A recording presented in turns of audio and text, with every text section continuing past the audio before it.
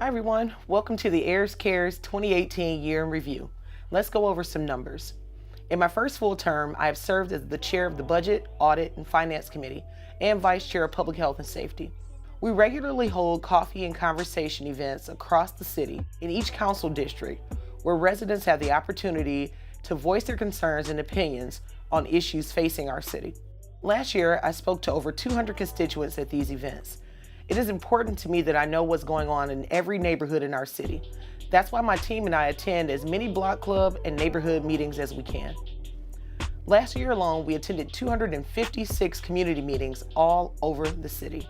At our small business empowerment fairs, we had about 258 entrepreneurs come learn about resources available to their small business and how to improve them.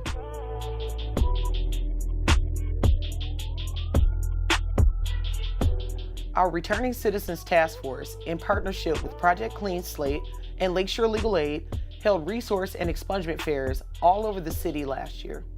We had over 500 residents attend and receive housing, counseling, job placement, and expungement resources. Every day, residents contact our office with concerns in their neighborhoods, from potholes that need to be fixed to blighted homes or trees that need to be cut down. In 2018 alone, my team and I closed about 900 constituent complaints. One of the biggest challenges for returning citizens is finding permanent housing. It's often too expensive, or they are rejected for their criminal record. That's why I passed the Fair Chance Ordinance with unanimous support from the City Council. Under this ordinance, a housing provider will have to decide that a person is qualified to rent before conducting a criminal background check. If a person has a criminal history, they can only be disqualified if the type of crime is related to their past housing or shows that they may pose a serious threat to other renters. So now that you know some of what we've done in the past year, let's talk about what we have planned going forward.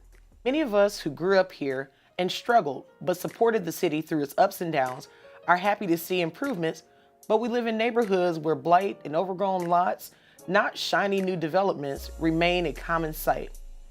There are still far too many Detroiters who struggle to attain a decent standard of living for a variety of causes. Speculators have distorted buildings across the city from potential housing into an investment, buying up properties and letting them sit vacant while waiting to cash out or turning them into hotels instead of homes. Prioritizing cash over community and investors over residents spurs gentrification, especially in places like Midtown and downtown.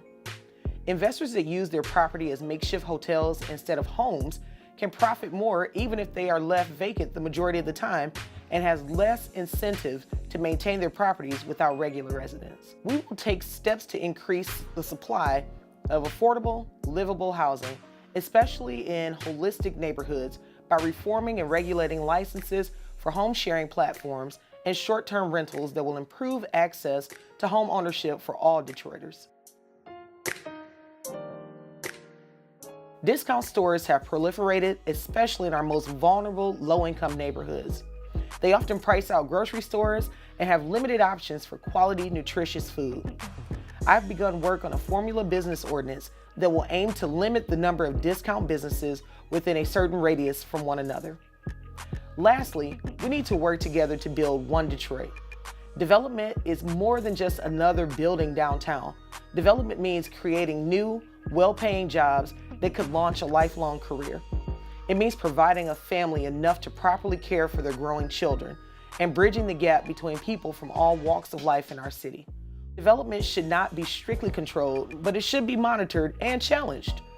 Our job as Detroiters is to make sure our voices are heard, to make sure our city progresses in a way that we want and benefits its lifelong residents. My team and I work hard every day to ensure that your voices are heard and your concerns are addressed.